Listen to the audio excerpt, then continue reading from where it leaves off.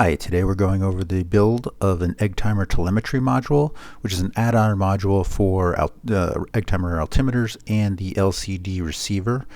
You kind of need both to take advantage of this module, but if you have both, you can pair it up with any of the altimeters and get everything from altitude, velocity, acceleration, apogee, a whole bunch of other flight stats during the flight, depending on which kind of altimeter you link it up with. This is my setup here. I have a Hako FM203 setup. I use a 0.5 millimeter iron for the most part on most of these builds. I've got a pan of ice, I've got a silicone mat, and this is a really great setup. You don't really need anything like this if you for this, especially for this build. It's a pretty simple build. In fact, probably take you longer to test this module than it will to actually build it. It's very few components. But this is a great setup. And I have my own Kester 0.02 inch soldering wire. So this is the package. It comes in a white blister pack, just like all the other modules from Eggtimer. So open it up and get everything out of the package and onto your workspace, and we will do an inventory. As I've noted in a number of other videos, you should not skip this step. You should take the time to do a true inventory of all the parts that come in the kit. One, to make sure you have everything, but two, to make sure that you're familiar with all the parts. And we're going to be doing the Rev A6 version of this board, which was current as of December 2022 when I made this video. And if Chris comes out with another one, another module, I'll do another video. But once you get everything out of the blister pack, remove everything from the anti-static bags, get it out on your workspace, and then we'll get a pencil here and actually do an inventory of each part and identify them. So take your checklist, and the first piece up is the circuit board itself, the PCB. This is what you're going to solder all the components to. Next up is the RF module. This is the radio frequency module that actually transmits the data from the board down to the LCD receiver during flight. You get a rectifier diode. It's the small black component in a clear plastic carrier with a couple, it's got metal pieces on each end. Pretty easy to identify in this build. And then you get a couple resistors. These are 330 ohm resistors marked 331. You get two of them. You only need one, so just in case you lose one. And that's pretty much it for the mounted components for this build. It's like I said, pretty small. You do get a 3-pin header, and you get a few parts to help you out with the build. You get a servo cable. We're going to tear this apart a little bit, but this is what you're going to use to connect the module to the altimeter that you're going to use. You get an antenna wire and some heat shrink tubing and some solder. You should use this solder if you don't have your own. I have some of the exact same stuff in a spool, so that's what I use. We are going to use, and the build I'm about to make here, we're going to actually use the RPMSA connector, not this brass wire, and a stubby RPMSA antenna instead of the heat shrink tubing in the wire antenna. So if you're going to use a wire antenna, you're probably going to want to go through the instructions and figure out how to do that. But in this build, I'll show you how to put this RPMSA connector on and that antenna. So once you have everything inventoried and checked off, set up your workspace. Once again, I like to do this, get it all set up nice and neat. It's really important when you have larger boards that have a huge amount of parts. This one's not as big a deal. There's only a few parts we're actually going to solder on, but still a good idea. And I use a pan of ice, which is incredibly helpful to these builds. I also think it's great for any of the stuff you're going to do in rocketry or any other desktop hobby work, but this is a great piece of equipment to use for these builds. In addition to the pan of ice, I've got a couple pairs of tweezers I use, a flat pair and a pointy pair. And then from here on out, like I said, we're going to do the Rev A6, and this is the manual of the version we're going to be doing. The first component up to put on the board is the RF module itself. This is a pretty complicated piece. which makes this build a little bit more difficult than some of the other ones just because of this one component. All the rest of the stuff are pretty standard. And to do this, you take a piece of tape. It needs to be like a paper masking tape, not electrical tape or scotch tape or anything, nothing that would leave a residue, and put it over the RF module right close to the end there, so you can cover up all those components that might get, if they get splashed with solder, they get ruined. And then line up those notches on the board with the pads on the PCB on the circuit board as close as you possibly can. And then I like to take another piece of tape and really get close to the edge there to protect all those small surface mounted parts on the RF module from getting any splash of solder on there. Once you get that done, go ahead and solder one of the pads. Now, you don't want to use a huge amount of solder here, but you need enough to kind of fill up that gap a little bit, but not so much that you come over the top into that hole. That would be way too much solder. Just a nice little tent of solder that goes up into that little gap. Now, you need to wait 30 seconds at least between each one of these to make sure that you don't overheat the chip. But I'm going to speed up the video here, both in terms of waiting and the actual solder, so you don't have to wait for a long period of time. But I am waiting. I did wait 30 seconds in between each one. This is merely speeding up the video. So you go through and you solder each of those little notches and the pad together with a good amount of solder that does coat the pad, gets up underneath a little bit, but doesn't do any bridging or get over into the hole. Once you've got the last one done, I go through, inspect them all very well, and then make sure you've got the right amount of solder in each one. Once you've finished those, turn the board around, and then this is even more important to get the tape very close to the edge, because there's some very small components right on the top of that RF board that if you splash some solder on there, you're almost definitely going to ruin it. Now, I only like to, at this point, solder one pad and one notch there, just a little bit, get it soldered in, and then spread a little bit of that, tin that pad basically, because I'm going to use this later to secure that RPSMA connector on, and then we'll solder it in. So the next component up, there's two surface mounted components we got to put on. The first one is this 300 ohm resistor, 330 ohm resistor, and these are pretty simple. If you've done these before on other boards, just tin one of the pads, and then take a pair of tweezers and heat up that pad that you just tinned. Move your resistor into place.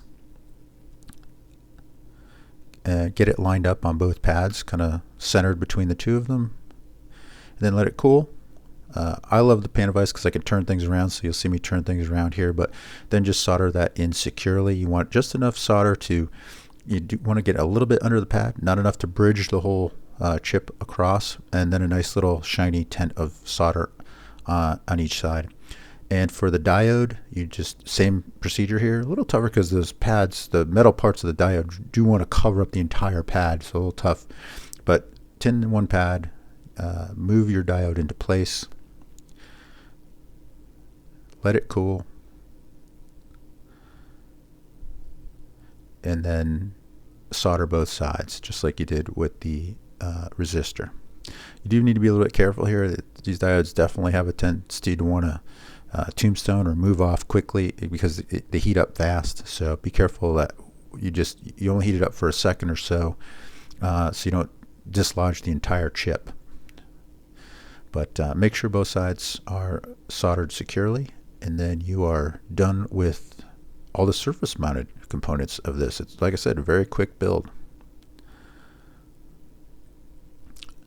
Now that we're done with that, let's prepare the cable. So for the side that we're going to actually attach to the module, we'll cut off the DuPont connector on the end, strip the wires. I do recommend using a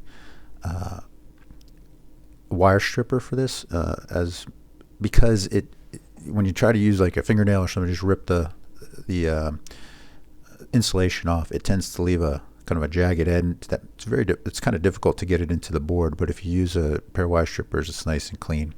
So twist those wires up, and just a very, very light tinning so you don't get whiskers of wire on your board, but just enough to tin it and so they won't come apart. And once they're tinned, we're going to mount them into the board in the right spots. They're labeled white, red, and black. And then use a piece of tape to hold the wire in, and then just solder them in securely as normal.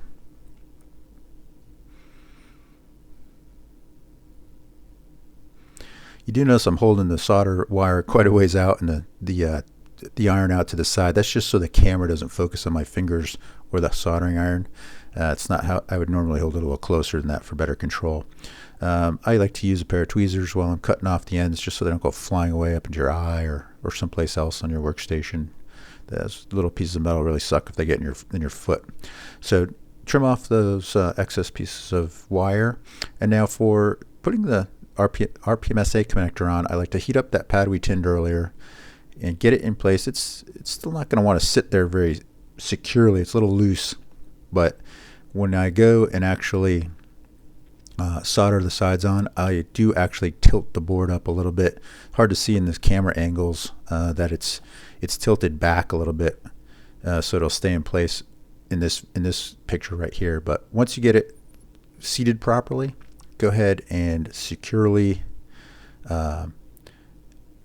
solder each pin to those pads, and use a pretty good amount of solder here. You can be generous with the solder, because it's what's holding that entire RPMSA connector on with an antenna attached, which puts a lot of stress on it. So don't be too shy here, but do make sure you have enough. You don't put too much solder on that it's getting all over the place and bridging those pads. And importantly here, when we do this connector and the middle connector, do make sure that you have also soldered the notch in the RF board to the pad.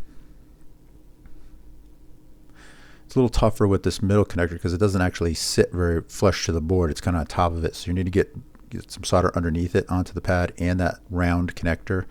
And also make sure that you, like I said, you've soldered the notch in the RF board right to the pad.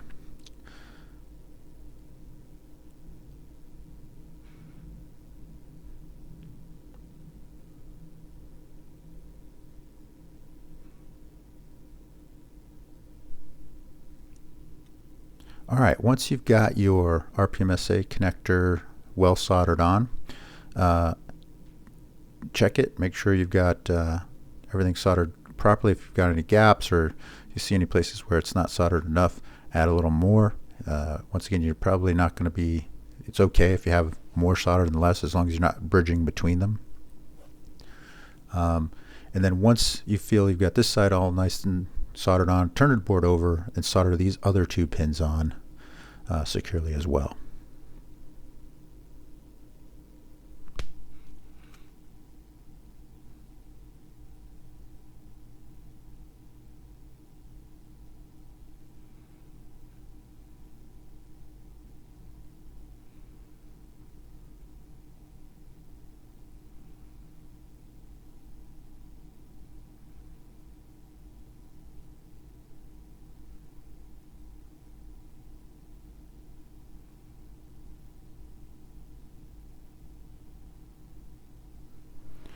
All right, once you've got your connector on, we got to do the other side of the cable. And I like, so you can do a number of things here. You can just put some heat shrink tubing over the ends of these connectors once you've pulled them out of the DuPont connector. Personally, I like to use single DuPont connectors on each wire. I just like how secure they are, and it's a little bit of a neater construction. But the first thing I do is pull up that little tab, the little black tab on the DuPont connector, and just pull the wire out. It comes right out once you pull the tab up and get it past the metal kind of flange there. And then the wire itself just comes right out. Just be careful not to crush the metal part of the connector at all. You're just wanting to pry up that small plastic flange on the connector. So this is what you end up with afterwards. And then these single DuPont connectors, very cheap. few cents a piece. I got them in a pack of 500 at one point, and probably last me my entire life. I'll put a link in the description below. But you just slide these on with the hole lined up over the top of where the connector is, and then they just catch on that same black tab that we just pried up on the 3-pin connector, and then they don't come out. Very simple, very easy. There's nothing else to do here. So do that for all 3 wires if you have these. If you don't have these, you can just heat shrink the end of the wire and connector there. It's a more permanent solution. A little tougher to get that heat shrink tubing off, but it also works just as well. So once we get all 3 of these wires done, you are pretty much done with the build now. A very quick build, like I said. You still need to connect these to the altimeter that you're going to use, which you're going to have to look in the manual to figure that out. In this particular case, I used a Quantum that I had on hand.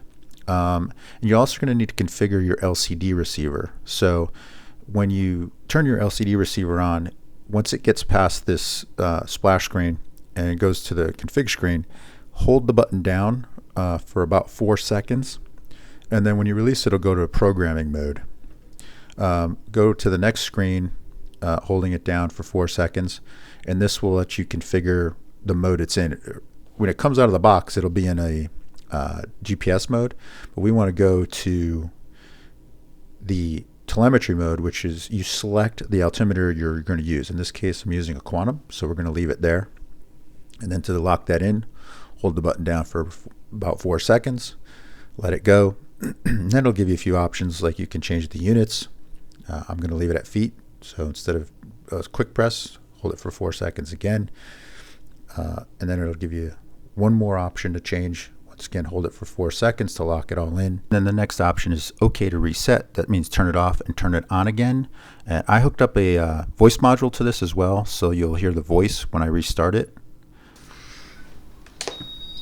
Power on. And from here, you should wait for a couple seconds, and if you did everything correctly with the build and you've configured your LCD receiver correctly, it'll go to a screen where there's just a little 1 up in the upper left-hand corner, and that means it's in the telemetry mode. Now connect your altimeter that you're using to the battery, and from here we should start hearing a number of beeps, and it should connect automatically once we arm the computer. Altimeter not ready. Boom not launch. Altimeter not ready. Boom not launch.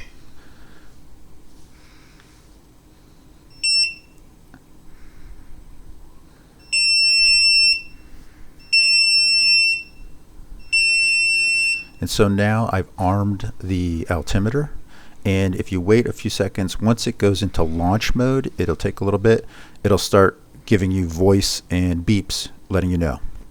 Altimeter ready for launch.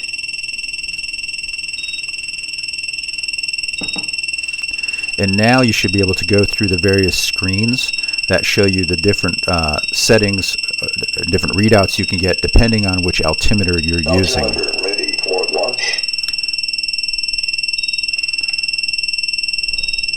And once you are complete,